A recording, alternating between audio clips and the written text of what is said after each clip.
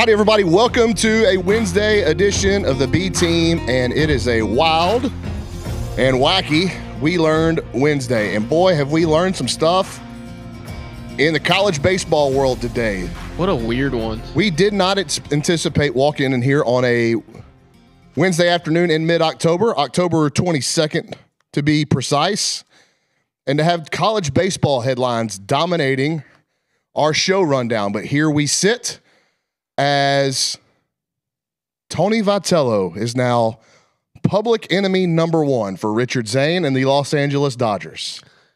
I think we kind of expected that news for the better part of 2 weeks, right? After it seemed like Buster Posey, the general manager in San Francisco, was making Vitello his priority after he said they weren't going to bring back Bruce Bochy, who obviously won 3 world championships by the Bay and, of course, a 4th in Arlington just a couple years ago. So I kind of expected the Tony Vitello thing to ultimately happen, but it was weird that it went silent for a little while before ramping back up and turning into an inferno of rumors the past 4 days or so, to the point where people are breaking into Lindsey Nelson Stadium to try and get videos of him at exhibitions and practice, and he's waving to fans, thanking them for coming. Definitely some espionage going on, Sherlock Holmes-esque reporting in Knoxville from random people, like just students and fans of Tennessee baseball were breaking into the stadium, filming themselves, taking pictures of Tony Vitello hitting fungo, just to show signs that all was normal in Knoxville, and indeed it was not. And what's funny is last night, let's rewind to yesterday, and I think some of the conversation that started to come out on social media was surrounding rev share and the differences in rev share at Tennessee. I can't remember which Tennessee writer it was, but one of their beat guys kind of examined the rev share opportunities for each sport at the University of Tennessee and made note that women's basketball is getting a larger chunk than baseball. And women's basketball has been a big sport at Tennessee because of Pat Summitt, and it's kind of ridden that wave still. Arena. It's one of like 5 basketball stadiums or floors named after the women's basketball coach. The reason I know that is because Texas A&M recently renamed theirs after Gary Blair. It's the Summit. Like, Lady Vol basketball is pretty big in Knoxville. So, but it's not a... I guess it was contentious for Tony Vitello, who took over a program that was dead and turned it into a perennial winner in the 3rd most popular sport in collegiate athletics, and just won a national championship a couple of years ago, was a perennial super regional team and a top 8 national seed type of program. Got Tennessee, Tony Vitello got Tennessee, a doormat for a long time in the SEC, to shell out a ton of cash to eventually, hasn't started yet, build a brand new ballpark. That, and they paid him extremely well. So they valued him, at least from the administrative side, until this rev share stuff came out. And I knew this. It's just institutionally, these things are going to cause hurt feelings within the athletic department because somebody's going to get screwed on this money. And for example, at Texas A&M, full disclosure, the Texas A&M baseball program is fully funding 34 baseball scholarships. So if you come to Texas A&M to play baseball on a scholarship, you're paying $0. Fees, tuition, books, all of that. Housing, $0. To me, that's a financial commitment from the Texas A&M administration and the institution, correct? Yes. There's not many schools, even in the SEC, that are fully funding every scholarship for baseball. Now, because of that, because they're funding these scholarships, they do not have the money allocated in rev share for NIL for their roster that some of the other clubs in the SEC do. But, it's give and take, right? Like if you have less scholarships but more NIL, you're going to these kids are going to have to come out of pocket to pay for their school and tuition. That's probably going to come from their NIL stuff. So what A&M said is, okay, look, we think our baseball program is pretty popular right now, and these kids may have opportunities outside of the rev share model to make money on their name, image, and likeness. So they took an entire allotment of money to fund those scholarships in lieu of a bigger lump sum out of the rev share for baseball. You understand what I'm saying? Yes, I do. They had to, if you're picking one or the other, they picked the fully funded scholarships because you can still make more money than what's just in the rev share, right? That's just your cut of the big giant pie that's mostly going to football. So that's where A&M's at. But not every school's choosing to do that. Sure. And there are some baseball programs that are starting at like 20 fully funded scholarships. And ramping up. And then trying to ramp up each year, 20 to 22, then to 26, and get to 34. The goal is to get to 34. So to me, Texas A&M doing that off the rip shows a real commitment to the sport of baseball, even if their allotment of money for the baseball rev share is smaller than their peers. It's being offset by those scholarships. Tennessee did not have that happen. Oh, you're getting a phone call that you I'm getting a phone call from the boss. Okay, so you got to take that. So when I saw this stuff coming out yesterday about Tennessee and their model, their rev share model, Nick, I thought, okay, could this be a catching point for Tony Vitello?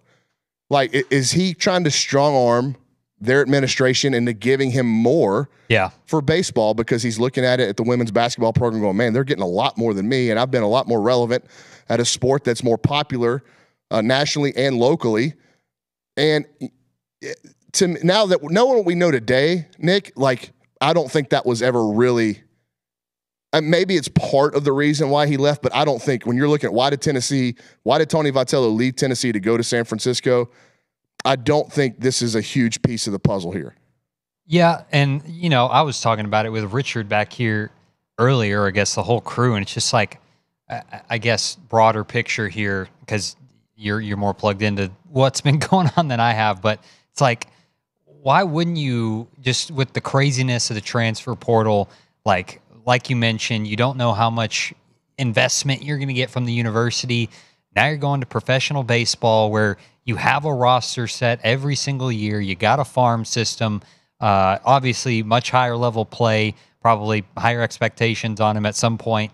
But it's like, to me, it's almost like there's more stability in the major leagues than there would be, for him at Tennessee. But yeah, there's no doubt. There's no, and maybe it's not just the NIL rev share piece of the equation. Maybe it is the entire arena of college athletics right now and what it is. That's what I'm getting at, yeah. And you don't, like, being a baseball coach is probably the third or fourth hat that you're wearing. And so maybe he wanted to go to a place where, man, I just want to coach baseball. Exactly. And you think about legacy. Obviously, he's left a legacy at Tennessee. But this has never happened. This is unprecedented in the history of the game of baseball. Nobody has ever left college baseball and immediately become a head coach, a manager in the big leagues. Nobody's done that until Tony Vitello just did it. So there's something to be said for that. That is a legacy move. Yeah. That is a forever thing that he just embarked upon. What do you think, y'all think the biggest challenges are going to be for him? Like, what are the biggest differences from, obviously the most obvious is the best players in the world, right? That's what he's managing. But just, I'm curious to see what y'all think about that. I'm going to be really, really curious to see how this works out for Vitello, because from what I've heard about the way he manages the college clubhouse and kind of plays mind games with his players, of course, these are all rumors. I don't know any of this for certain, but from what I've heard, he likes to do that. Different kind of motivational tactics. I think you can get by with doing that to kids, 18 to 23-year-olds, right? I think, especially when they're not professionals. I don't think that's going to work at the professional level, especially when you get some established veterans in that clubhouse and you're trying to play games with them. Yeah, I don't think that's going to work. Like, Justin Verlander is on that team right now. He pitched for the San Francisco Giants this year.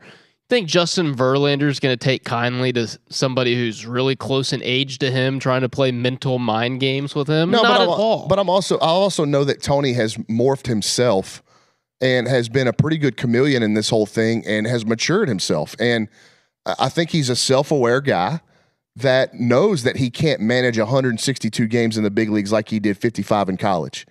And just the inherent nature of the schedule says you can't do it that way. Sure. There's a lot more on the line in these college games than there are in these big league games, right? Like, it's a compressed schedule. You're trying to get to a postseason. You're making a ton of money. There's expectations. I saw a graph today on Twitter where it was a bar graph. And it charted the previous 10 years before Tony Vitello got to Tennessee, a bar above or below the line, depending on how many games above or below 500 that the program was. And then when Vitello got there, they were all just massive increases above the 500 watermark. And so he has completely revamped and retooled that program and left a legacy there. Like, he won a national championship there.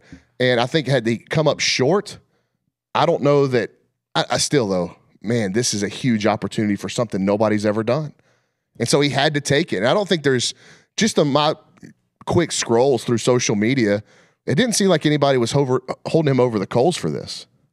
I don't think he should be held over the coals. It's a great opportunity. If that's what you want to go do, then I mean, the only people that I think should hold him over the coals are going to be Tennessee Volunteer fans for leaving him in October, because it's really weird time for him to leave. It's just the calendars are so different between professional and college baseball. Like, sure, this is when these hires are happening in Major League, and so that's normal for them. And we know that Major League Baseball is perfectly fine upsetting the apple cart in college baseball, right? Sure. When they move the MLB draft to when it is, and coaches trying to get their rosters ready over the summer, and they've got the draft to deal with, and so they got to turn in scholarship paperwork before the draft even happens, so they don't know who's coming or going. Mm-hmm. It's interesting that you bring up the draft, because over the last couple of years, since Vitello and the Vols have really risen to prominence, he's been a regular contributor on MLB Network during the draft. So spending time on the desk and around GMs and stuff like that, how much did the seed get planted then? And which birdies have been in his ears telling him, hey, you could come do this? Well, do you know how Tony Vitello made his name in college baseball? No, but I'd like you to tell me. He was a grinder on the recruiting trail. Grinder alert. He could relate to kids, and he would drive and just go to games in the summer.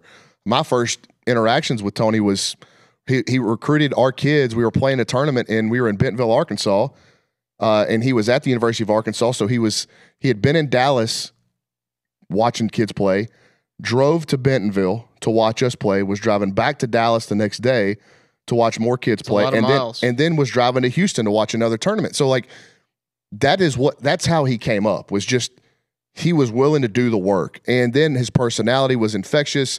Has anybody ever, at least in terms of the eyes of A&M fans, you've never seen anybody turn from heel to hero faster, right? Like after that College World Series. And you could maybe go back. Myself. Go look at, that's true.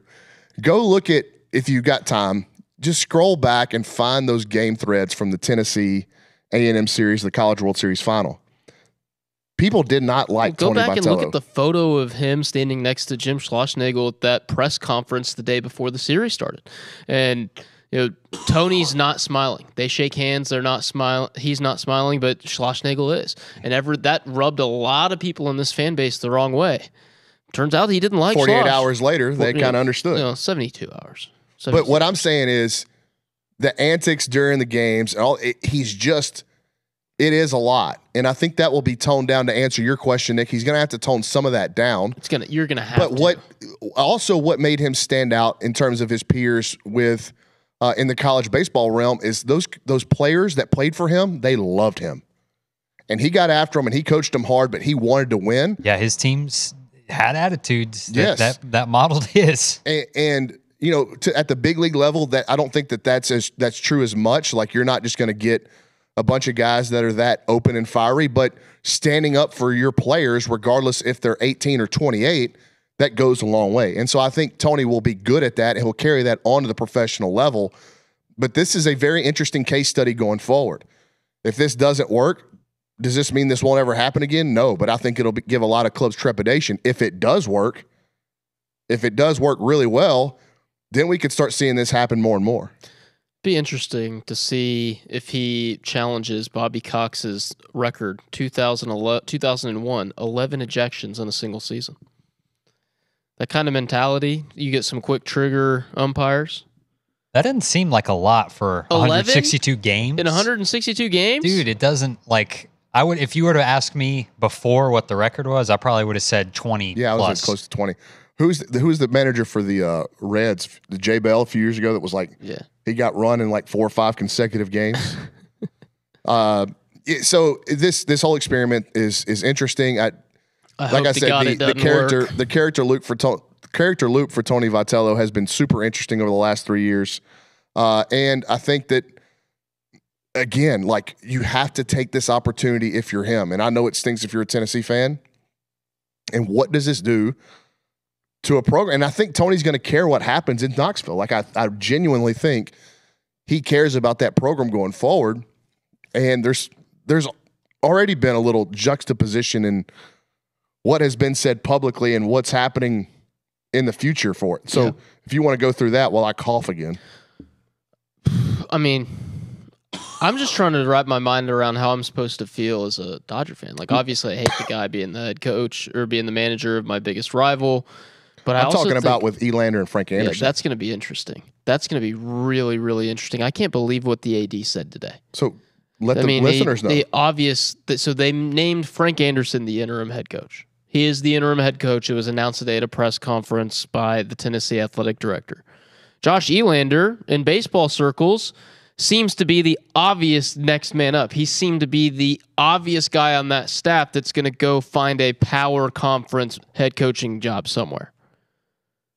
The AD decided that he's going to name Anderson the interim, but says he wants Elander to be a serious candidate for the head coaching job. That's a crazy move. Like, why wouldn't you just give the guy the interim tag and see if he proves it, and to the point where you just take the interim tag off midway through the 26th season or at the end of the 26th season if you're happy with it? Like, why wouldn't you give it? Why wouldn't you give him a trial run? Do one or the other. So Frank Anderson makes the most sense in the interim role because he's been around college baseball forever.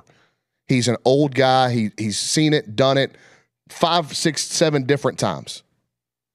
Kate Beckham's not here today. But so if you're going to name him the interim, I'm fine with that. But then don't turn around and say, man, we hope Josh Elander will be a candidate for this job permanently. Like, you can't do both of those.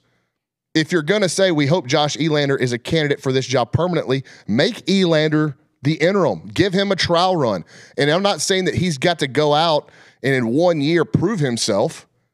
Like we just saw it last year with A&M baseball, right? Mike Early gets the job. It's his first time being a head coach. He's gifted a really talented roster, and it doesn't work out. He's back. You know why he's back? Because the administration at A&M said we didn't hire him for 1 year. We thought that he would be a good head coach in the future. So we want to give him that opportunity, a greater sample size other than 55 games, a greater sample size than 55 games. So Josh Elander, if he's going to be your next coach, you can't make a decision off of whatever happens in the spring, but it is a good learning experience for him. Yeah. You let him go through it. You see how he interacts, and you go, okay, like, regardless of what our record is, let's say we don't make a regional, let's say we make a super regional, whatever. We're going to look at this guy and go, man, he's got something, or he doesn't. But at least we have that intel when we go to make the permanent decision. So you're going to go make a permanent decision and hope this guy is a candidate for that permanent spot when you could be giving him a trial run. That makes zero sense to me. I don't know why the AD said that. I don't understand it either. It seems like it's just setting up to be a too many cooks situation. Yeah, and it could be be a Bobby Petrino under Sam Pittman situation where what if Elander's going, why would I want to help this guy? Well, staffs are so much smaller in baseball than they are football. I'm more worried about it splintering the locker room, splintering the clubhouse. Seriously, like, what do you mean? They would have to see. They would have to see like public spats, like in practice and stuff, for them to start going, "Oh, this ain't right." But I do know there are a lot of people in that program that are fiercely loyal to Josh Elander, and I do think Frank Anderson would have left Tony Vitello if the right opportunity emerged for him as a pitching coach elsewhere. Most notably, perhaps in the state of Texas, where he could come back and get retirement. Because he was at U of H for so long. And I think he was at Texas for a little bit. All that said, I was getting a bunch of texts last night. So, like, where was this thing at last night compared to where it was at today?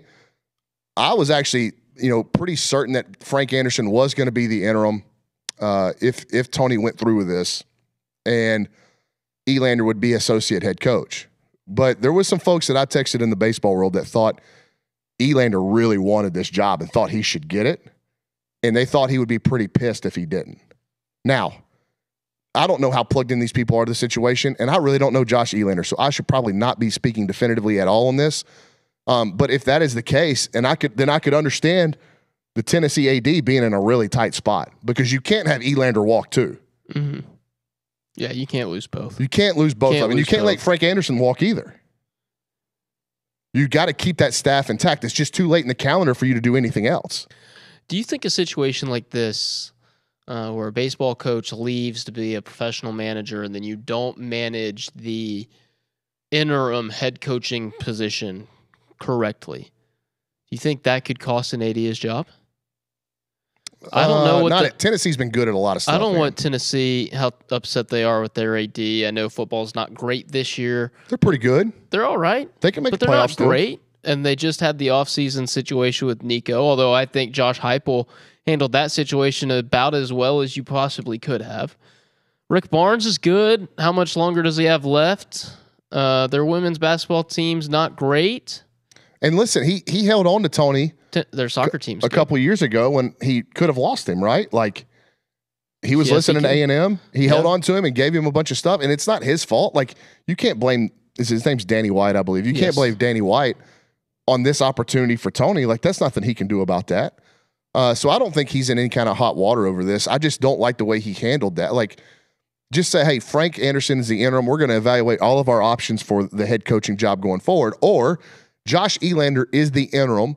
And this will somewhat look like a trial run, perhaps, for him. We're not saying he's definitely going to get the job, but we think he's got some skin in the game, and we like him as a young coach. So we're going to let him go through this and see how he handles it. And if we think he does a good job, he'll have a great shot at landing this gig permanently. So what do you think Tennessee's timeline is here?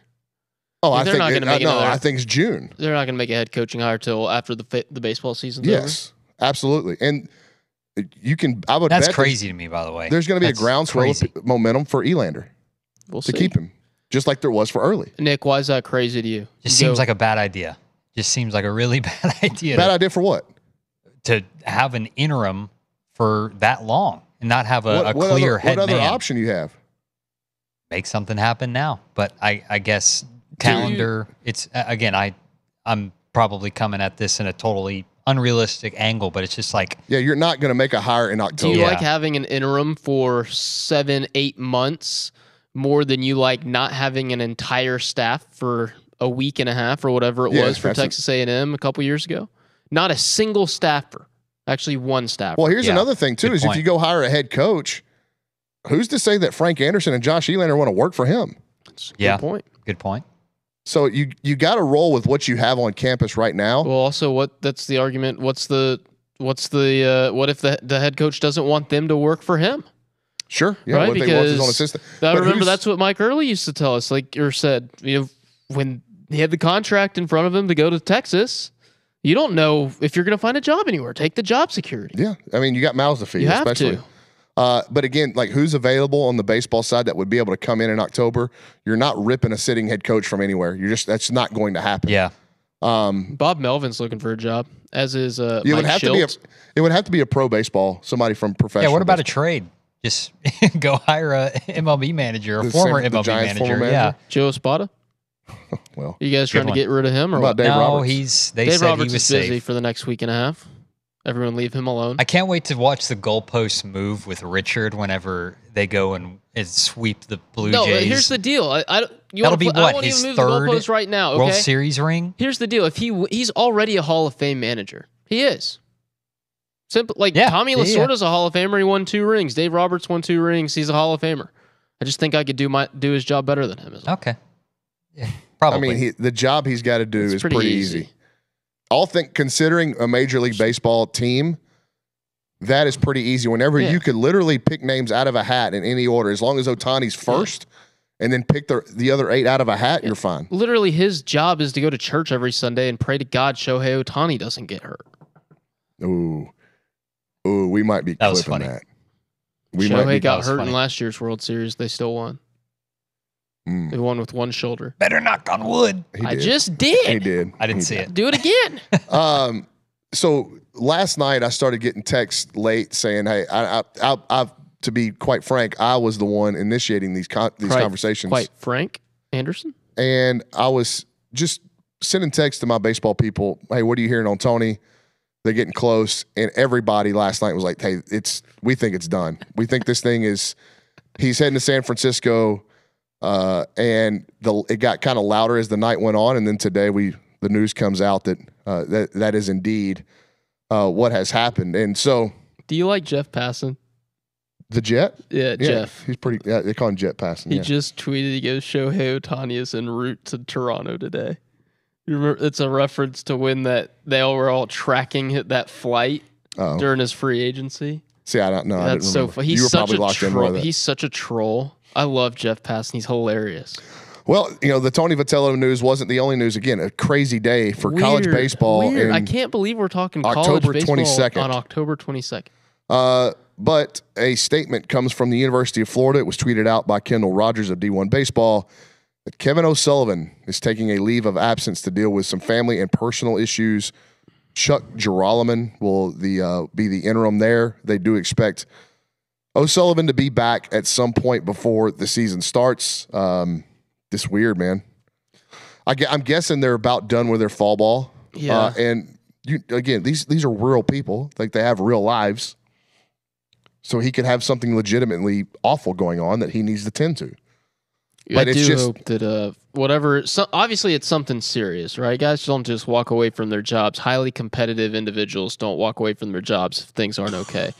So whatever he's dealing with, if a family member's sick, if he's sick, if things aren't great at home, first and foremost, want everything there to get smoothed over. Hope everybody's okay in the situation. Don't read the comments on anything Kendall Rogers is posting, though, because internet trolls. Woof, the trolls are out in full force for Sully. It's essentially the Twitter equivalent to whatever the two A&M fans did at the College World Series 2 years ago. Yeah, that is a good way to put it. But again, another kind of fire point figure in college baseball, Kevin O'Sullivan. The last time we saw Kevin O'Sullivan, he was throwing a fit about Coastal Carolina. Yeah, and he got suspended for that. When they announced this suspension for the upcoming spring, I forgot that it happened. I was like, oh, yeah. He did get caught berating a site official at Coastal Carolina. That's crazy. But I don't anticipate this having a huge impact on Florida's season. Assuming he comes back, but it's certainly weird. I'm telling you what, man. Yeah, what's wrong with you? This cough, this head cold I've got, I can't stop coughing. Seems like Kaylee Dreyer gave you her cough. It's going around. She might have gotten it from me, so sorry. Yeah, Nick had it. Cade had it. It's been going around the office. Again, I'm gonna knock on wood. I haven't gotten So I'm fighting it off. I'd love to get. If I'm gonna get sick, It's I'd a like to get mindset, sick Richard. next week. Just choose not to be sick. It's a mindset. I choose to be healthy most of the time, and if I am going to get sick, I would like to choose to get sick next week when we don't have a football game to prepare for. I like that. Be the ideal time to get sick. When I was a kid, I would always get the flu over the holiday break.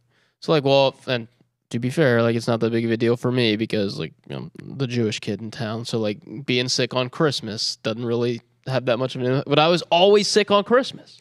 Always sick during the holidays, which I guess I would get it in January. Is every the best year. time to get it.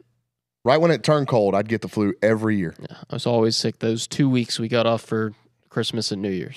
So, Nick, I hate to put you to work, but can you go get me what we call them, spicy waters? I need something. Yeah, what flavor? Orange, please. Gotcha. I just need something in my... Orange. I got to have some kind of fluid. Some fluid, some carbonation work on that throw back there, big guy. So I'm sure I got some other people that are going through this. Something to tickle your throat? Huh? Can't do that after what happened on TexAgs Live today. What a crazy morning that was. Yeah, I hear Zach Hyman's your favorite player. Plays for the Edmonton Oilers. He's really just reminded me of that Michigan scene from Superbad. Which one? There's so many good ones. Whenever they're in home ec and he's cooking with Jules. So I could not get that imagery out of my head as David just kept saying the guy's name. I'm like, you have to stop saying his name that way or I won't be able to get through this recruiting country segment. But anyway, moving on. Some more things that just came across my scrolls that I thought were super interesting today on a We Learned Wednesday. I've got some stuff at the bottom here that I've learned today. But Jimbo Fisher, It gave quotes to Ross Dellinger about he's interested in coaching again. He's 60 years old. Same age as Melissa and Brad Zane. And he talked about he's already like kind of working to put together a staff, making phone calls, stuff like that. For what gig? I guess just in case he gets one, but he definitely wants one. And it just goes to show you that some of these guys, like, it doesn't matter. Thank you, by the way, Nick. Can't hear me. Nick's the MVP. It just goes to show you that these guys, despite what happens, and if my math was correct, he's making something like $24,000 a day, $26,000 a day from Texas A&M with no mitigation clause, by the way. So, like, whoever, regardless of where he goes, he's still getting paid that check. He's still getting paid, and I mean, that might be good for his next employer because he may take a bargain, he may take a cut in price to have him coach, but it just shows you that these guys aren't out there chasing the money, and that's what he said, like, to Ross Dellinger.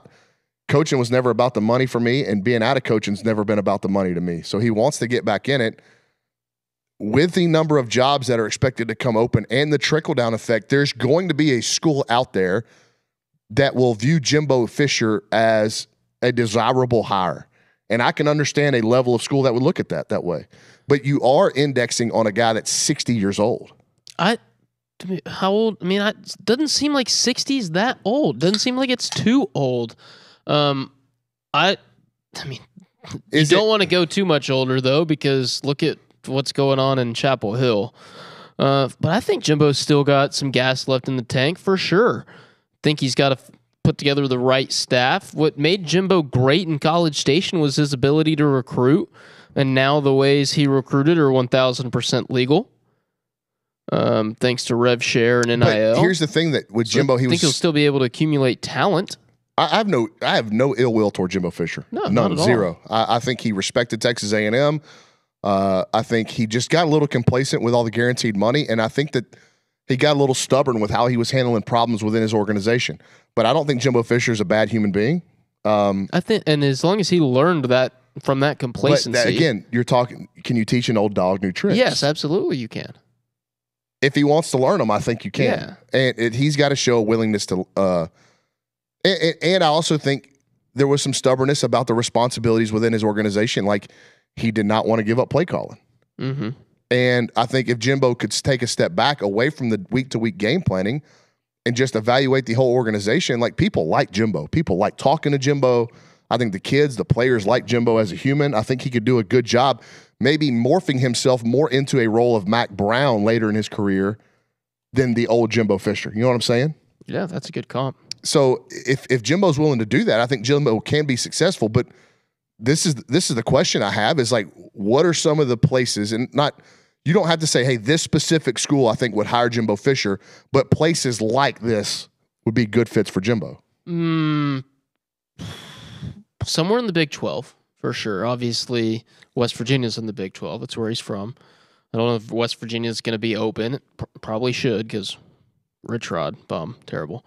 Ruined my childhood. Said that yesterday. Repeating it again today. See, I don't think P4 is in his future. Why not? I think there's going to be so many P4 jobs come open that somebody's going to have to take a low-risk flyer, which is what Jimbo Fisher is, considering who's really paying him. You probably get him for the cheap. So many P4 jobs are going to come open. But I think it's a place he's got to have roots and ties to. And so the state of Texas, because he's coached here before, right? Baylor could come open, but I don't know if that's I don't know if that works. What happens if Willie Fritz moves on, go coach in Houston? What about back in the state of Florida, USF? USF might be a good call. USF, but again, that's G5. Technically, yeah. But it is, and that's where I think that he's. I mean, maybe UCF. UCF, that'd USF. Be a Big 12. Well, that's where Malzahn went, right? UCF after Auburn. But I was thinking more of a Memphis, Tulane. I think of West Virginia on that Marshall. Same. Marshall's lower. I think of West Virginia on the same tier as the Memphis and Tulane right now. What does West Virginia have going for it that those two schools Just don't? the conference affiliation. But I think that conference affiliation, the Big 12, isn't exactly what it used to be. But like if you're a school like Oklahoma Oklahoma State or even Baylor, do you want to go hire a guy that's 60 years old? I mean, I think it makes more sense for Baylor to do than Oklahoma State. I just think there's going to be so many jobs that are going to want the next up and comer, and they can get them for pretty cheap too. Yeah, you just got to make a decision. And what if you get told no by the up and comer who ends up going to a conference rival or something? You got to circle back. Another thing, there's going to be so many jobs open that I think he could land a Power 4 job. If you're going to hire Jimbo at a low P4 or G5 level, sure, and he wins, you got to be prepared for him to bail because he's running out of years, and he's going to want to elevate himself back to the highest level if he can again. That's why I think West Virginia makes sense. Because he could succeed there. They could keep him there for a while. He'd be back home. I believe his mother still lives there, right? So he'd be close to family. He could plant roots there and just kind of live out his coaching career if he succeeds. That's why it makes the most sense to me. So Rich Rodriguez has a 5-year contract with West Virginia that averages a base salary of $3.75 million, starting at $3.5 million in 2025. Increasing by $100,000 each subsequent season. The deal includes significant performance bonuses and a large budget for his coaching staff, as well as a buyout clause. Let me see if I can find this buyout. People are asking about Virginia Tech. Probably not bad. Virginia Tech, like, I think Shane Beamer could get tired of Columbia. I think Shane Beamer's probably that guy. But I also think they could go young and energetic. I mean, Kurt Signetti was right under their nose at James Madison. Virginia Tech seems like a program that's teetering a little bit on relevancy for the future and the new age of college football because there's still another seismic shift coming. So it really feels like Virginia Tech, and I'm going to confuse the two of them every single time I say it. Virginia Tech really, really, really needs to nail this next coaching hire. Get back to relevancy, get back to competing for the ACC on an annual basis. So when that next seismic shift comes along, you are set up to be among the haves and not the have-nots. If you go with Jimbo Fisher and it doesn't work out in Blacksburg over the next 2 years, 3 years, then you're much further down the totem pole, and the run into that next conference realignment, whatever it's going to look like, the Super League, everyone kicks that idea around, you're much further out of that race. Yeah, the Hokies got to get themselves back into that race. Yeah, they got to get themselves back into relevancy. I agree. I think Jimbo to Vatek is a much, much bigger risk for the Brass in Blacksburg than Jimbo in Morgantown. Because let's be frank here, Morgantown and the Mountaineers, they're getting left out when things move to 32, 36, however many teams we think it will be. Well, you'd never really know with this stuff. If there were any guarantees, nobody would ever whiff on coaching hires. Sure. But I do think that Jimbo would have to come with some real guarantees if I were to hire him. And for a school like Virginia Tech, who's looking at the future of college football and going, how do we have a seat at the table? Is that your best bet? I think Shane Beamer's their best bet. He's a native son. He carries the name cachet. He's quirky enough, and his gimmick, the special teams gimmick, has been proven to work there by his father. That just makes the most sense to me. It truly, truly we does. don't know that Shane Beamer wants to leave Columbia. But I also think South Carolina, as it stands now, is a better gig than Virginia Tech for now. See, this is the point that Pate's been making is when you say the term better gig, that is all dependent upon who you're talking to.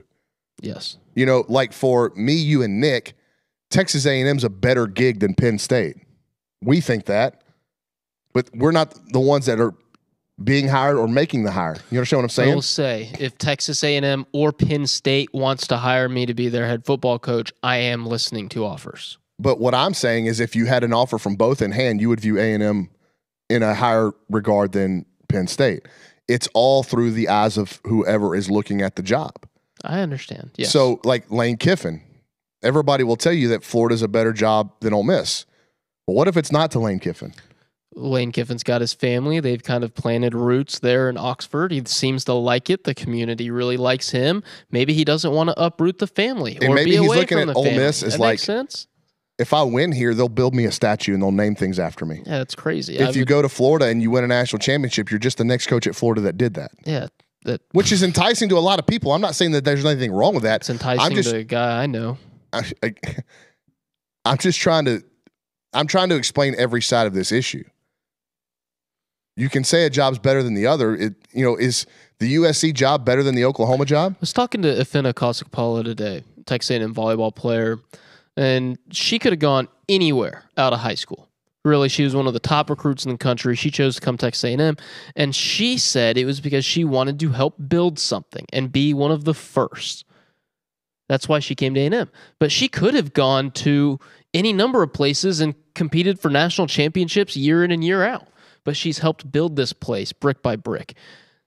Maybe Lane Kiffin wants to continue building Ole Miss brick by brick to becoming a national power. He's got them close. He's got them close. Maybe it's still Shane Beamer's dream to go back and coach where he played, where his dad coached, and help turn that program back around. You never know. It's funny, too. You never know. The names we mentioned of just coaches that could get tired of where they're at. Shane Beamer's one of them. Dabo Swinney might be another one. I'm tired of Dabo Swinney.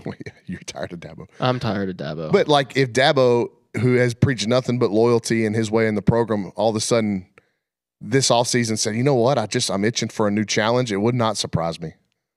The same deal with Brian Kelly. If Brian Kelly's name popped up as a legitimate candidate at Penn State, wouldn't surprise me. Seems to me like Brian Kelly would be, he's 1,000% the individual, just from what I can see, to try and outrun the hot seat. It's the Buzz Williams. There's a snail following There's a snail following Buzz Williams around. I mean, didn't Brian Kelly already do that in South Bend? Every 6 years they were upset with him because he hadn't won a national championship by the end of his third season like the 3 previous head coaches had, and things weren't going too great, so he hopped down to what many people might consider a better job in Baton Rouge. Well, if you look at Brian Kelly's coaching tenure and then the overlap that it's had with Mike Elko, Mike Elko left Brian Kelly to be the defensive coordinator at Texas A&M, correct? Correct. Under Jimbo Fisher. Last year, Mike Elko's first game against his former boss got the ball rolling on the conversation in Baton Rouge. Is this really the guy for LSU? And if Mike Elko beats him again on Saturday night, that snowball is rolling closer and closer to the edge of the ledge. I would love for that to be the case. And you can look back at Mike Elko and say, you want to know why Brian Kelly hasn't worked at LSU? It's because of that guy right there. He left him, came to A&M, and then beat him. Don't forget, A&M beat LSU in 2020, beat them up pretty good, right? Mike Elko is the defensive coordinator. Yes. Then A&M beat Brian Kelly in 2022 as a 5-7 team. Is it my years right there? What year was that? 22. That was 22. Yeah, 22, Wigman was a freshman, and A-Chain went crazy. Yes, the 5-7 year. Yeah, so Mike Elko has been involved with a lot of victories over LSU. No, he wasn't the DC in 22. He wasn't. Yeah, that was his Durkin. first year in Duke. Yep. But it's just the kind of overlap he's had with Brian Kelly. I think you just wanted to mention that A-Chain went crazy. Yeah, always. Anyway, I can work He in the Mo City Vaughn. Night. That was crazy. That was the year that Jalen Preston pissed in their Cheerios. Yeah, he did. What and an that was the all-time Moose Muhammad game. What an all-time quote. But man, I would look nothing more for Mike Elko to drive that dagger just a little bit deeper. Think about how much that could play into like Saturday's game, right? Like imagine if A&M, things go their way Saturday night and they're up 2 scores. That takes a raucous Tiger Stadium and brings out the Boo Birds. You'd imagine like kind of what happened at Florida with their chanting, fire Napier or whatever it was. Like you could flip Tiger Stadium onto the LSU sideline Nick, it's pretty getting, quickly. It's getting toxic, dude. To steal a line from our friend Burt Bielema, that's borderline erotic, what you just said there, Nick. And it's getting late. It could get late early. It'd be awesome.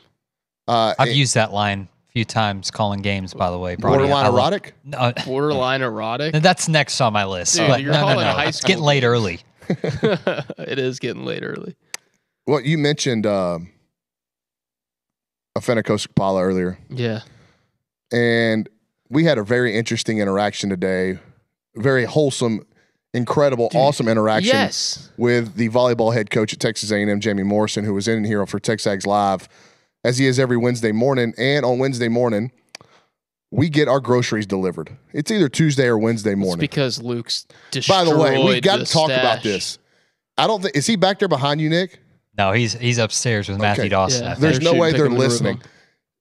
It's a crime. He's a criminal he eats all of our snacks. Luke Evangelist crushes snacks Monday through Friday. When he comes in here on Saturday and Sunday, he's tossing them back, drinks, snacks, whatever. On Tuesday and Wednesday, we have to restock because of him, and we have to carry our poor front desk girls and anybody else that's around has to carry all of the groceries upstairs. Bunches of crates of water. Yeah.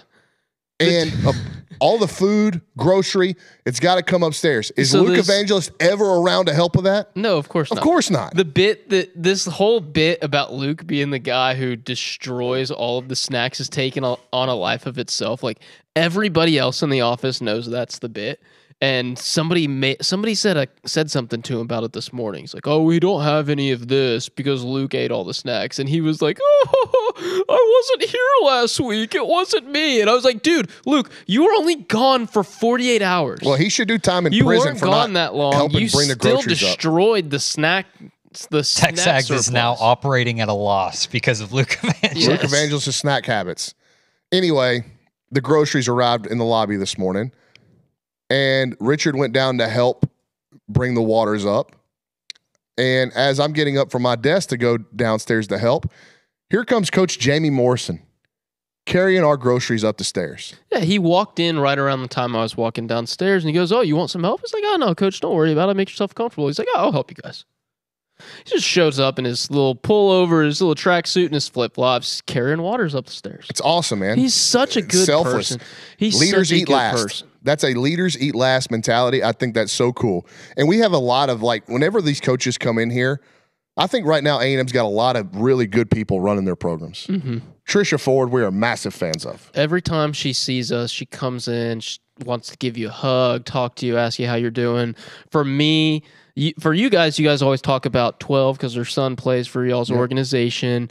For me, she's a Giants fan. I'm a Dodger fan. We always have a little friendly back and forth, stuff like that. She remembers things about the people around her to make them feel like humans. Same way with Coach Morrison. Coach Morrison was in here a couple weeks ago, and he was walking out, and I poked my head over, and I said, "Hey, Coach, good luck on the road trip." I forget where they were going. He goes, "Oh, thanks, appreciate that." And he turns around and goes, "Oh, I met your wife the other day. I'm not married. I'm not engaged." But he met Jenna at the dining hall. And he's like, "Hey, keep it up." And I was like, "You too, Coach." He was in here today. We were talking about Halloween and what his daughter's going to be. She's going to be Rapunzel. I'm sure that's going to be adorable. Just a very wholesome dude. He's man. a wholesome dude. Coach Ford's a wholesome dude. The other one you have listed Coach Ford's a on wholesome here female. is yes, wholesome female. Coach Ford is a wholesome woman. Love her. Other than the Chadwell. fact that she's probably very excited about the Tony Vitello hire. Coach Chadwell, we ran into him at a restaurant that no longer exists in the South College Station area the night before the Texas game. Myself, my girlfriend, my mom, my sister, we walked in because we needed something to eat, and everything was packed the Friday after Thanksgiving.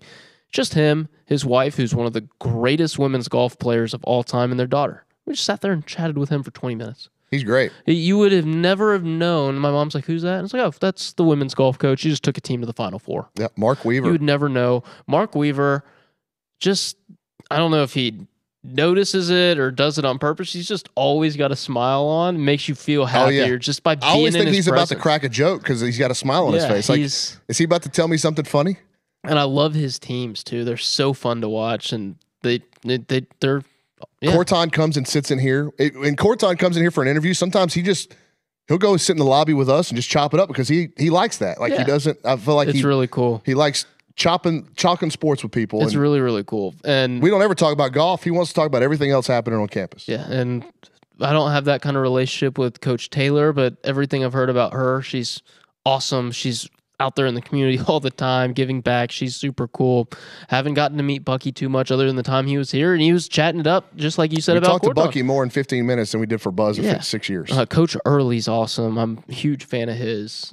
Want him to succeed like crazy. And then Coach Elko, I don't ever get to spend one-on-one time with him, obviously, because that's not my role, but just the way he interacts with the media in his setting, in his, his availabilities and stuff, the way he talks, you can tell he's a human. You can tell he's a human. He loves to show off that wit and that humor he's got about him, and it's enjoyable to cover. It's enjoyable to be around, and you kind of get a little glimpse into who they are as a person away from their job, and it's super cool. I think A&M's got a really, really good group of people. Coach Denton, Steve Denton's one of those people as well. We went to a press conference one time and took an intern with me. Her name was Hope. And he was talking to my intern. He's like, oh, so what's your name? He's like, oh, my name's Hope, blah, blah, blah. They're talking. And Coach Denton gave her like a 5-minute backstory on why how the word hope became a commonly used name. Like, people just want to chat. He could be in here for We Learn Wednesday. Yes. He could teach us something. He could. 1,000%. That guy could teach us a lot of things. Would you have something, Nick? Yeah, I was just going to add in on Coach Early, whenever I got behind you. What'd you say? Fraud alert behind you. Yeah. Whenever I got to call those A&M baseball games in the spring with you, Brauny, Coach Early, every now and then during the season, he pops in here for his weekly segment, and we were crossing paths, and he knew I called the game for somebody told him, or I don't know what happened. I don't even know why he would care, but he stopped me and said, hey, man, you did a great job. I got to listen. You did a great job with the games this weekend. I was like, oh, that's the nicest thing anyone has said to me about calling these games. Like the head coach heard me and gave me some kudos. So that was super. Again, didn't need to do that. No reason he needed to do that at all. Or did you call the game he got ejected or no? He could have been. He could have been listening to you from the clubhouse. No. There's a really great story, Nick. I think you'll like this. In Al Michaels' autobiography. He was calling a game at AAA level, and the Albuquerque Dukes came through Hawaii, and the manager at the time was Tommy Lasorda, and Tommy got run and ejected, and apparently I think it was Al Campanis. Don't look up him. He's a nightmare for a number of different reasons. Got a phone call from Tommy Lasorda. And the phone call was basically like, hey, I know Vinny's the best. We don't ever need a new play-by-play guy. But if we do, this Al Michaels kid out here in Hawaii is fantastic. We should look at him. And Campanis is like, that's awesome, Tommy. Why are you listening to him? And he's like, well, I've been listening to the broadcast for the last 6 innings in the clubhouse because I got ejected in the second. That's hilarious. That's awesome. So I'm glad Coach Hurley didn't hear you because he was watching from the clubhouse. That's all I got. Oh, okay. I thought you acted like you had something. No, take it away, host. That's a good story. So yeah, and I was reading a thread on the boards today. Dermdock was talking about Coach Early, and he said, and Dermdock, serial A&M sport event attendee. Yes. All of them. Goes to all of them. He's been doing it for a long time, and Dermdock said on the board today he's never pulled harder for an A&M coach to succeed than Michael Early. And I think a lot of people view him from afar, and they're upset with the season last year. Understandable. But, I mean, he's a real dude, man. Like, he cares about this place. I've said it 1,000 times. He cares about being the head coach at Texas A&M. He treats the job with respect, and he's got a chip on his shoulder to do it right and to turn this thing around. So there are a lot of coaches on campus that we enjoy, that we really have a great time with, and it's a cool time to do what we do. It's never a bad time to do what we do, but this is a really cool time to do what we do. And this kind of leads me into my next segment here. It was coaches and culture fit. And we talked a lot about this marriage between Brian Kelly and LSU always feeling a little bit tenuous, right? But what if he would have been winning from day one? Well, winning cures all. Right. We know that. So, like, does fit really matter if you're winning? Like, you know, Nick Saban is from West Virginia, and he is a legend in Baton Rouge and Tuscaloosa in the South. Mike Elko had never been to the state of Texas until A&M hired him as defensive coordinator. I didn't know that. Like, not all of these guys have to be culture fits or like area fits and understand what goes into the university. They can dive in and learn it, but is it a misnomer that you have to get where you're at or have to be a fit? If you win games, I think people will allow you to fit in better. Well, one, winning games is the priority. It doesn't matter if you're But does fitting Yankee actually in the equal South. winning? What I think is, you said two different things. I think you do have to get the place you're at, but you don't necessarily have to be an obvious fit. I think they're two different things. To get the place you're at, you have to understand what's important to that place. You have to understand the hierarchy and the administration, and that will better allow you to work the system, to build your program in the way that it's going to work at that place. Fit, I mean, Jimbo Fisher had ranches here, right? Ranches, plural. But just because he fit in College Station, wore his cowboy boots around, that obviously didn't translate to enough wins. So I don't think fit is necessarily all that important. I looked up not too long ago, what was Urban Meyer's path to success at Florida. He's a kid from Toledo who had coached at Bowling Green Utah. and Notre Dame, and then Utah was his job, and then he goes to the South and wins a national championship. That, on paper, not a fit. Kalen DeBoer. Not a fit. Succeeding in So fit does not equate to winning. Correct. But I do agree with what you said, like understanding the school, trying to dive into what matters to the people there. I think that helps you to endear you to the fan base, and they see that you're doing that. Brian Kelly, for whatever reason, he missed the mark. I think whenever he came in with the fake accent and everything, I think he just missed the mark there, so it put it on rocky ground, and he hasn't won enough. Yes. And he's blown up with the media, right? Yeah, you can't blow up and he's the been media. hard-headed with the play calling stuff with Joe Sloan this year. And all that said, A&M can certainly walk into Baton Rouge on Saturday night and lose like they have since 1994. Like, he can win the game, no question about it. But I think when you start to, people say, well, Brian Kelly's been a bad fit. Well, he's a bad fit because he hasn't won. Right? That's not – he could be a bad fit and win, and nobody would care. Matt Moscona on our show earlier this week said the exact same thing, and he's the LSU guy. It does not matter if you're winning, and he just hasn't won enough.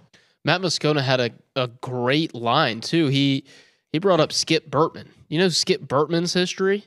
He's from the North, isn't he? He was born in the North and grew up in Miami. He's a Jewish guy who came to Baton Rouge, Louisiana, and took a baseball program and turned it into a national power in Catholic Louisiana. Yeah. But 1,000% not a fit. Jay Johnson. Jay Johnson, West Coast guy. Yeah. What about Paul Maneri? Notre Dame. Northern. Yeah. Yes. And so I think, now that program, because of what Skip Burtman did, it kind of just recruits itself, and it's a machine. But, I think there's some things when you go hire people, if the A&M baseball or football job were open, would there be some things I would like for our the next head coach to have? Yeah, there's some things I'd like, but I wouldn't say they have to have these qualifications. They have to have recruited the state of Texas. They got to have ties to the state. Any of that. It'd be nice, but you got to hire the guy that you think is going to be the best coach and the best developer. There's no guarantees. And the best it's all program a manager. crapshoot, and I don't think fit should be at the top of your list when evaluating those things. So, like, if a guy gets Texas A&M, okay, like Cliff Pennington. Well, Cliff Pennington was a great hire for Mike Early, not because he went and played at Texas A&M. Cliff Pennington was a great hire because he's super qualified. He knows the game. He's a great developer. He can help fill some blind spots for Coach Early. The fact that he's an Aggie was just the cherry on top. Well, right? Like, how about this? Jim Schlossnagle, when A&M hired him to be their head coach, I wouldn't have considered him a fit, and I'm not even sure he necessarily got Texas A&M. He came in and immediately started changing game day traditions and stuff. but he got what he want. What he did get was a vision for what the program could be and where it could go and what he needed to do and how he needed to go about it to get it done. And he was very successful in that for 3 years. But he didn't necessarily fit here. I don't think he fit here. It'd be interesting. Well, let's not even go down that road. Okay. Let's not even open up that can of worms again because. Fine.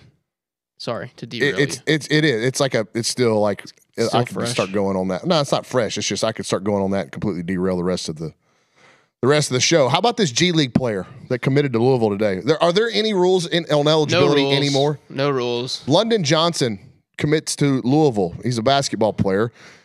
He played with 2 teams last year in the G League, 2 different teams, and still has 2 years of eligibility left.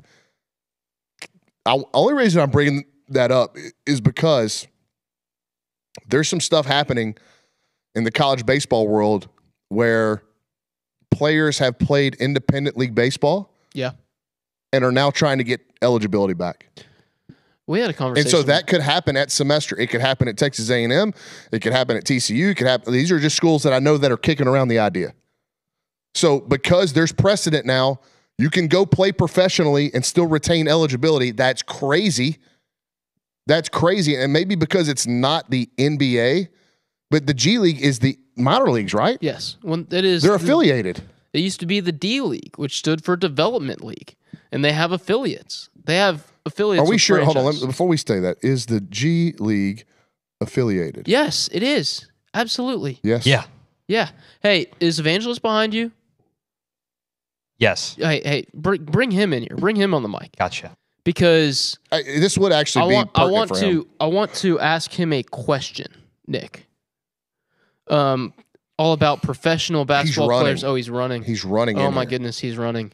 He's an athlete. Come on. Luke Evangelist. Are you winded? Making another. Come here. The camera's right there. It's okay. It's okay. This is not a real program. This is the B team. We don't care. Okay, so we're talking about the kid at Louisville, London Johnson. He played in the G League. Correct me if I'm wrong. You wrong. have to do that right now? Yes, he does. 1,000%. Ruben Dominguez, professional basketball player, right? Correct. So why is he eligible to play in? Why is he eligible to play here in the United States when he was a professional over in Europe and in Spain? Now, I'm not saying it's the same thing. It's still apples to oranges because Johnson played professionally in this country and is now going back to play collegiately in this country. It's not just professionally to me. Odd. It's affiliated. He played affiliated basketball. That's like when you play indie baseball, that's not affiliated. But you are still a professional. You are still a professional. But my deal is like it's not under the umbrella of Major League Baseball. Indie ball isn't. This would be like Braden Montgomery deciding, okay, I've had enough of minor league ball. I want to go back and play at A&M again. Yeah, that's exactly what it would be like, except like take one of A&M's high school commits that went and signed professionally this year. They would play like 2-3 leagues in the minors, then be like, wait, actually, I want to go back. But I think it's once you burn your professional eligibility in this country, you are no longer allowed to. Well, why is this kid eligible? Exactly. That's why everyone's throwing a fit, because it's like he was playing in the G League, which is a league that funds a professional basketball league in the NBA. And it's not like he was on like the G League Ignite team. He was, but then he was playing for like actual organizations. He played for G 2 League teams, yeah. Exactly. He was playing for like the Cavs G League team. So like you're technically a player on the Cleveland Cavaliers in they their own G your League rights. system. Exactly. That's why everybody's pissed off about it, because this kid was like in the 2021 recruiting class and now basically got to reclassify to like the 2025 recruiting class. It's ridiculous. There's again, this is precedent across all sports. Yeah, but that's why everyone's pissed, because like you could do it with international players and like every team was doing it. They've been doing that for years, but this is the first time they actually did it with a G League player. And not only that, the NCAA let him be eligible. Right. And so what is preventing... I have a question for you, Luke. What is preventing these baseball programs now at semester? If I've got scholarships open, I'm going to go start surfing indie ball or even affiliated ball because there's precedent now. Yeah.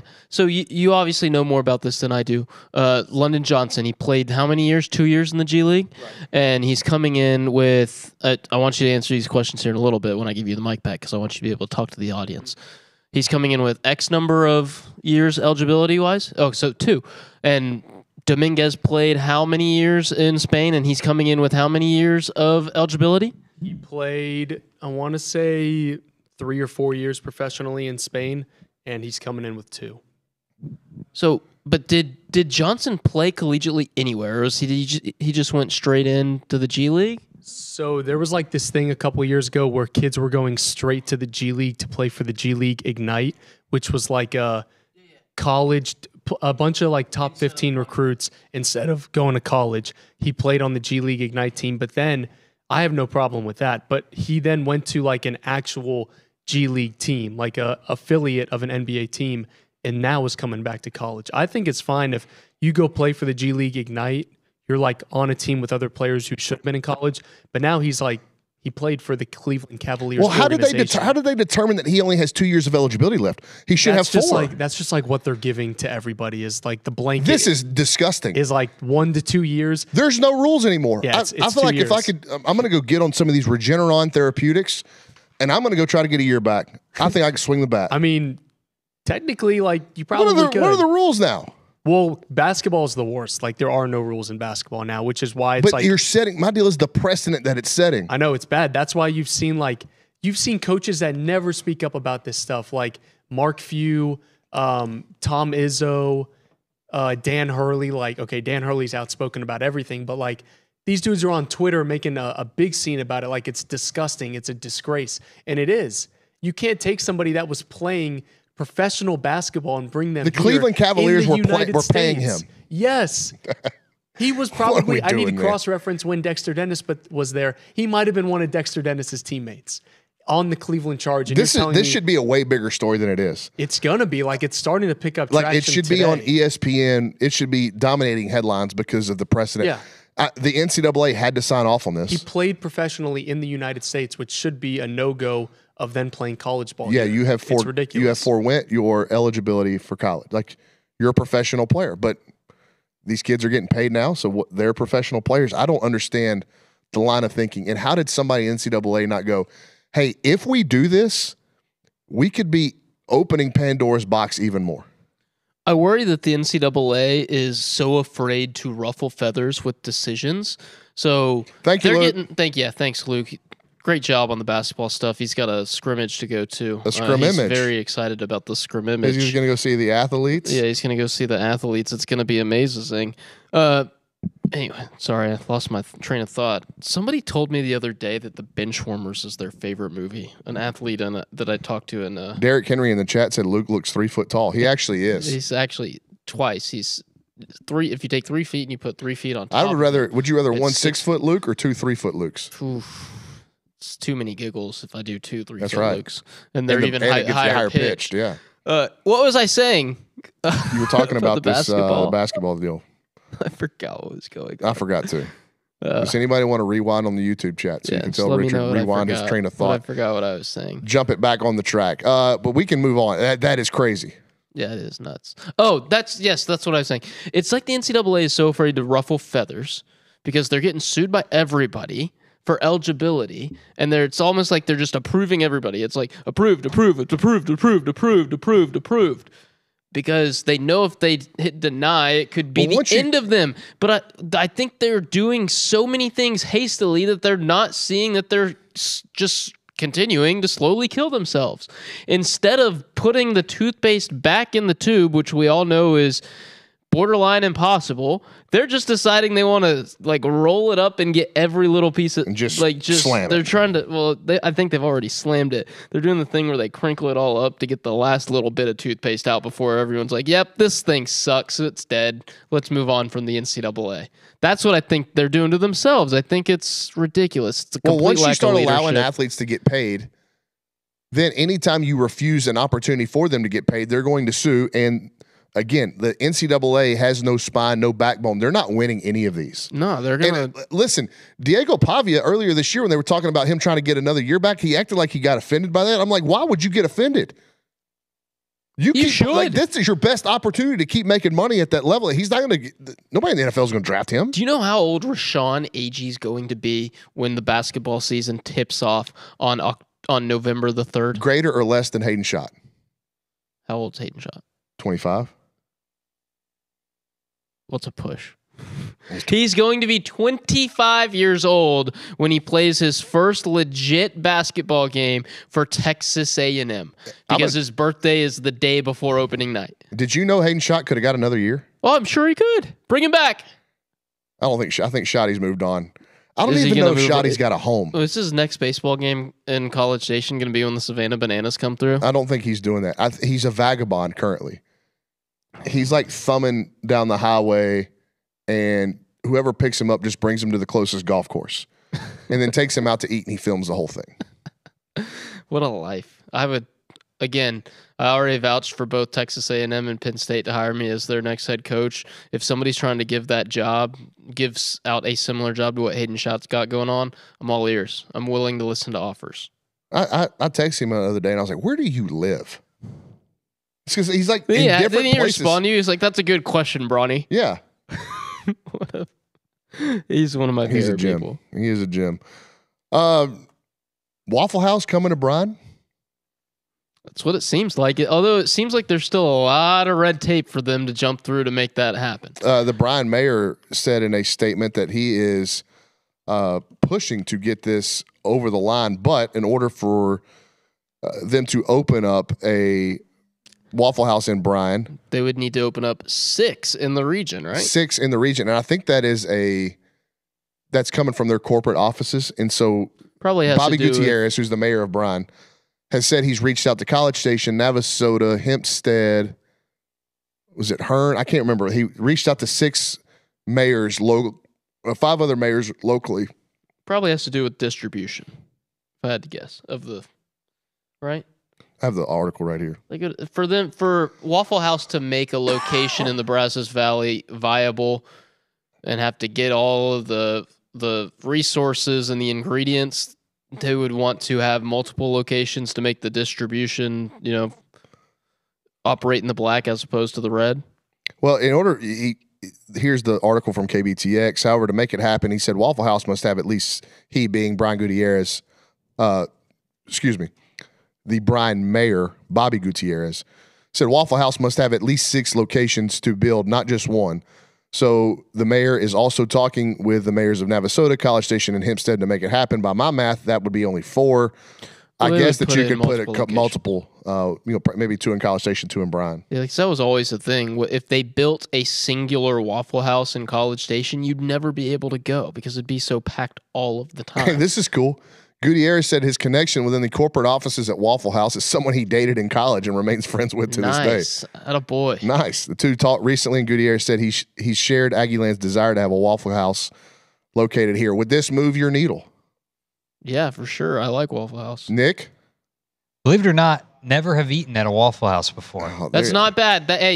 Let's not make fun of Nick. I hadn't had Waffle House until just a couple years ago. Time out. And now I always want Waffle House. I need a full. Coach McMillan, well, that tells me what I need to do. Yes. Let me tell you something, Nick. You specifically, you cannot be a NASCAR fan and not have eaten at a Waffle House. That is a good point, Brony. You got me there. Yeah. What are we doing? You don't think Denny Hamlin eats at a Waffle House? Guarantee he does. Mark Martin? I don't think so. There isn't a Waffle House car, believe it or not. But what about Martin Truex? What do you know about Martin Truex? He's retired. Oh. That's all you got? Nice try. Chase Elliott? I'm more of a Chase Briscoe guy. He just won. Right. Chase Elliott used to drive like the number 9 Dodge, right? Say that one more time. The Chase Elliott. No, his dad used to drive the number 9 Dodge. Dad? Bill Elliott. Yeah. Hey, what about Casey Elliott? Do you think old Billy Byron and Joey Logano can get above that cutoff line? Billy Byron? You mean William Byron? Yeah. Hopefully not for Logano. I hope William Byron does. What about Ryan Blaney? He drives that number 12 Ford. Yeah, he won the race at Daytona that I went to. Is Carl Edwards still a thing? Are we still doing I think flips? he's going to do a few races next year. Huh. What's the Hendricks lineup? Is he the guy that flies the plane? I think that's Greg Biffle. Oh, Greg Biffle. Oh, that's a good name. What did you think of Juan Pablo Montoya when he was? He wasn't very driving good. NASCAR, did he? Yes, he did. Who, Juan Pablo Montoya? I thought he drove funny car. He used to drive drove the F1. Formula, and then he came over and drove at the. He drove a Target car, right? Like a number 68 or some crap. No, I 42. thought he drove that Chevy wasn't any Deuce Monte good. Carlo. He wasn't any good. He wasn't. Won a few races, but Let's get some Nick's hot takes on some of these drivers. don't think people care. But Just the AI. So I asked AI, who are some of the most hated NASCAR drivers of all time? Just give me Kyle Busch. Kyle Busch is on here. Hate let me him. guess. Let me see what it gives you, or tell me if I'm right. Dale Earnhardt's got to be on there. Senior. Yeah, Senior's on there. Jeff Gordon, Jeff Gordon's on there. Denny Hamlin, Denny Hamlin's on there. Joey Logano. Joey Logano's on there. Like you said, Kyle and Kurt Busch, I bet, are on there. Kurt Busch is. And Kyle. And Kyle Busch, yeah. Yep. You're missing one. Smoke. Oh, Tony Stewart. Yeah, Tony Stewart. Absolutely. He'd wreck his grandma. He'd wreck his mother to win a race. Count me in that group that doesn't like him.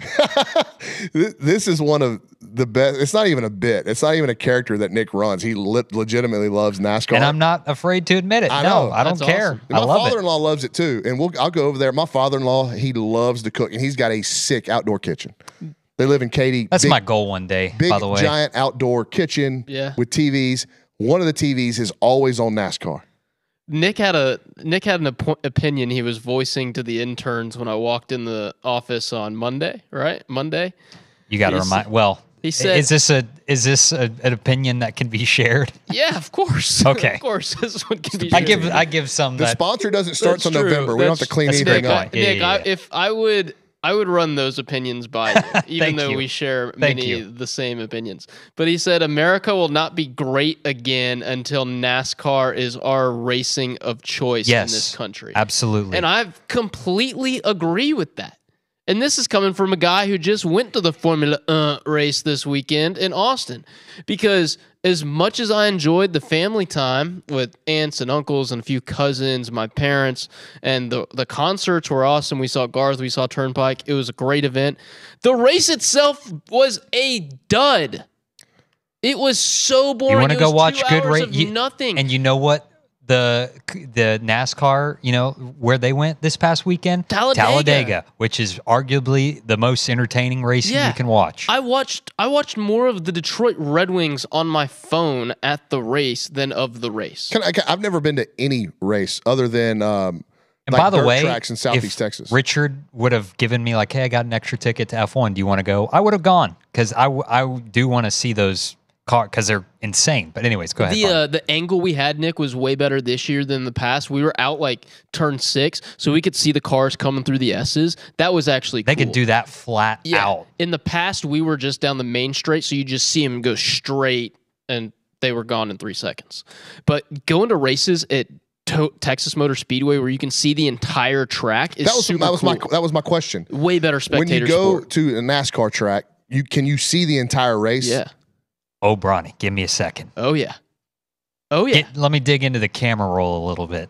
Okay, you gonna pop something up for us? Yes, Yeah, sir. dude. Like, But can you answer the question? Yes or no? Yes, you I mean, can. NASCAR, you can see the entire race. Yes. But F1, you can't. no, because the tracks are so different, the way And they're they're laid curved, out, right? and they're curved. Like, you can only see a fraction of the track. They do a good job. They've got TVs set up throughout the track so that you can see the action that's going on 15 corners or so away, whatever. I would guess it's a different clientele as well. You're essentially, the people watching it's amazing people watching, but it's completely different than the people watching at a NASCAR race. I feel like I'd like the NASCAR people watching better. The NASCAR It's like people going to a watching big might be Walmart. your people. Like going to a big Walmart. That's true. Yeah. The people watching at the F1 race is like Europeans wearing shirts that are way too tight, and it's like, Why do they do that? Because Europe's weird. I can always pick out an Englander, I feel like, because of how he's dressed.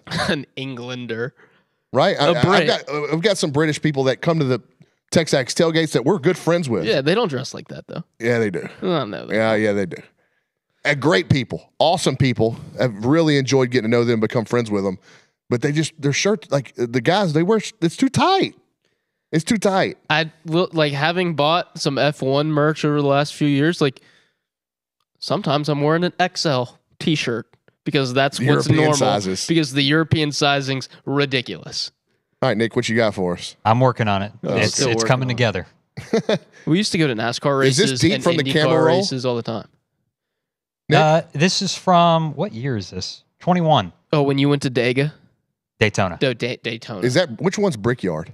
That's Indianapolis. Okay. Indianapolis, I don't think you can see the entire track from the main grandstand because they've got fans on both sides of the track. That's somewhere else I want to go And one it's day. massive. Talk about like sports bucket list type things of all sports. Indy 500. The Indy 500 Chug has some got to milk at the be end? Nick, in there. how about we do a You thing and Kyle Busch chugging where milk?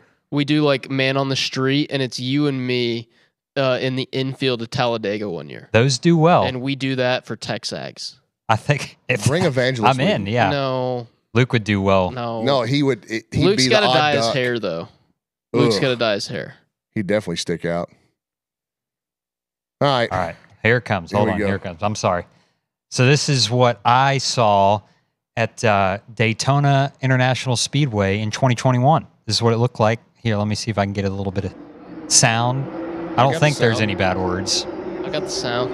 It's awesome. And look how many people. They over, I think it's around like 200,000 people at this track. If that doesn't give you goosebumps, son, I don't know That's what cool. will. You're in the upper deck there, right? Yep. So you can see, yeah, Not you a can see bad the entire view. thing. It's a way better spectator sport than F1. F1's an event. This is a sporting event. And listen to them like you can hear them rev up as they get closer. It's awesome. Awesome. See, it doesn't do anything for me, but you know, I don't yuck yums, and we don't yuck yums it's on this cool. show. Nick, I'm all about this. This is cool, and then like there is always action, and you can find ways to make things entertaining. Like I When do know when we people would get- how go, do we people would get definitely rowdy? buy the radio so we could listen to the teams, talk to each other, and then there's actual wrecks. Yeah. Like, what gets people out of their seat here? Well, and the race winds down, and this is at the beginning of the race because I remember I wanted to get my. I'm not a like picture taker or video taker, but at the beginning of the race, I was like, okay, I want some stuff to remember, so I took a few videos and then put my phone down. But yeah, the end of the race, I like, dude, it gets intense with like 10 laps to go. Like my heart rate is like watching Aggie football. Really? Yeah, very So you're comparable. That connected to it. Is it like, have there been, you've seen a ton of like technological advancements in, you know, football. They're measuring first downs via the ball now, and in baseball with automated strike zones. Has there been that sort of technological advancing in racing? Because to me, it feels like still very much like it was in the 80s and 90s. I would say more so in like F1. That's where a lot of people really like, I think, like about it is because those cars are just like rocket ships on wheels and they're technological marvels. But I mean, that's something that's a stereotype about NASCAR is just they're a bunch of hicks that rig up, you know, their sedans off the roads when really they're $1 million race cars too that are engineering marvels. But would you say, for the most part, like the sport itself looks like it did in the 80s and 90s? Oh no, it's completely different. Is it? Okay. And I honestly, Brauny, I think that's to the detriment of NASCAR. I think if it looked more like it did back in the early 2000s, even, like NASCAR would be more popular than it is. Well, it's funny how everything changes, right? And even dating has changed. Changes. Speaking of the 80s and 90s, I stumbled across, as we wrap up a We Learn Wednesday here on the B Team, I stumbled across an Instagram page. And nowadays, if you are lonely and you're looking for companionship, you can just go on this here phone and you download dating apps, and people will put pictures of themselves, descriptions of what they like, what they don't like, what they're looking for, age, kids, the whole thing. You can put your entire life basically on one app, and people will then look at that and make a decision whether you look good enough to and have all your crap together to swipe right, or you're an immediate no and swipe left. It wasn't like that for folks in the 80s and the 90s. Back then, you had to cut promos of yourself, and then you'd go on dating shows. I stumbled across an Instagram page that collected these videos of people promoting themselves before they go on dating shows. This is the 1980s and 90s version of Bumble, of Hinge, Tender. and Tinder. And this is Ronnie. Why should you date me? Because I am the opposite of your mother. I'm fun. I'm crazy. I'm wild. And we're going to have fun together. Let's go partying. I'm a senior beauty consultant with Mary Kay. So I host a ton of house parties. The parties get nuts. And it ends in a lot of sales for me. My worst qualities. Oh, why can't they just find that out on their own? Warning. Fine. I'm needy. I don't think I have been in love before. Wouldn't I know? My biggest fear is growing old and boring. Being with this person, I don't even know him anymore, and we're sitting on a big, ugly couch, and we're eating hot dogs and mac and cheese and just catatonic watching something on the TV. That is my nightmare. I hope that does not happen to me. I'm a horrible cook, but I'm great. I'm great at being a guest at a restaurant because I love going out to dinner. There's so much more to Ronnie. Oh, I'm a chain smoker. This is a clip that I sent. She's amazing. We're going to continue. This is Ronnie. I hope Ronnie found love. We're going to continue the audio here. Did Ronnie find love? Who knows? Is she sitting at home? No. On her couch with hot dogs? Here's some more from Ronnie. My name is Ronnie. Well, it's Rhonda, but don't call me that unless you're mad at me. I always wake up and the first thing I do is dance because I am fun. Or do I smoke? I'm a chain smoker. I like to go on trips. You knock on my door, you say, hey, we're going to Vegas. Woo, I'm up. I don't care. Let's go to Vegas. My name is Ronnie. Oh. I gotta know if she found love, man. I hope Ronnie found love. Are you looking this up? I Googled her. I can't find an answer. I mean, that is crazy. She's fun, flirty, and feral. That is crazy. We find her, we got to bring her on the show. She's got to be. What do you think? She's probably in her late 20s in that video. Definitely. And that looks to be late 80s, early 90s, maybe mid 90s. Yeah. She's got to be 50 or 60. I wonder what she's doing now. But that's crazy, man. What she's doing now. And I'll tell you this, there was a lot. You couldn't hide the crazy back then. When you had to sit in front of a camera and talk to it to promote yourself, you can't hide the crazy. If you're just putting pictures up and writing about yourself, it's a lot easier to mask all that stuff. It's true. That's one thing you got a clean look at Rhonda. You knew exactly what you were getting into if you said yes. Do I smoke? I'm a chain smoker. That's crazy, man. She laughs like Evangelist. That's what Luke was looking for in the 90s. I need a woman that can laugh like me. All right, wrapping up a We Learn Wednesday. A couple of things I've learned. I learned that dolphins name each other. They got names? I don't know. Like we know that they can communicate, right? Like through the sonar stuff. Yeah. So that was one other? of the things that I Googled, like interesting facts about animals. The first thing that popped up is that dolphins name each other. It's interesting. I also learned that Australia is wider than the moon. That didn't make sense to me. It doesn't make. My mom and dad are going to Australia at the end of the year. So what you're saying is they could be going to a place. They're going to the moon. It'd be a lot easier to go to the moon. No. Is Australia wider than the moon? That seems like it's a false. Yes, Australia is wider than the moon. How? The diameter of the moon is about 3,474 kilometers, while Australia's width from east to west is approximately 4,000 kilometers. Can you put it in American, please? Yes. So that's a little over 2,100 miles to Australia being a little over or nearly 2,500 miles. Metric system can. You know what they say? You know. What is a kilometer? Yes. What's a kilometer? My final We Learn Wednesdays today, if I can put my email back up. Etymology of phrases, rub the wrong way. Ronnie probably rubbed some people the wrong way on dates. You know who else got rubbed the wrong way? Dr. Hyman.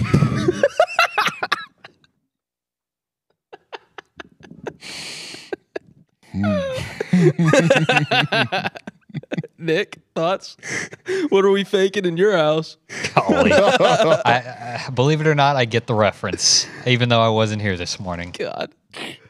I was listening to that Richard. in bed, and I'm thinking, good Lord, Billy's going to call me. Rub the wrong way. Early Americans during the colonial times would ask their servants to rub their oak floorboards the right way. The wrong way, not wiping them with dry fabric after wet fabric, would cause streaks to form and ruin it, leaving the homeowner annoyed. Alternatively, It could have been derived from rubbing a cat's fur the wrong way, which annoys them. Finally, break the ice. We learned that break the ice comes from back when road transportation was not developed. Ships would be the only transportation and means of trade. At times, the ships would get stuck during the winter because of ice formation. The receiving country would send small ships to break the ice to clear a way for the trade ships. The gesture shows affiliation and understanding between the two territories. As I lost my mic. That is the perfect way to... Can you close out the B team? Because I don't have a mic. Yeah, you do. I don't have headphones. Yeah, your Am I mic's on? still on. You're yeah, on. You're still on. You're my still mic on. pack's done. You're My still on. earphones are done. All right, perfect. This is so B team. It hurts to end the show there. We learned Wednesday. We'll be back tomorrow. Got a ton of games to pick. We're going to look at the weather in Baton Rouge, and we'll probably get in some more detail. Maybe Tony Vitello's introductory press conference in San Francisco happens tomorrow, and we'll get some more answers on that. But we'll see you tomorrow, 4:15 here on the B team.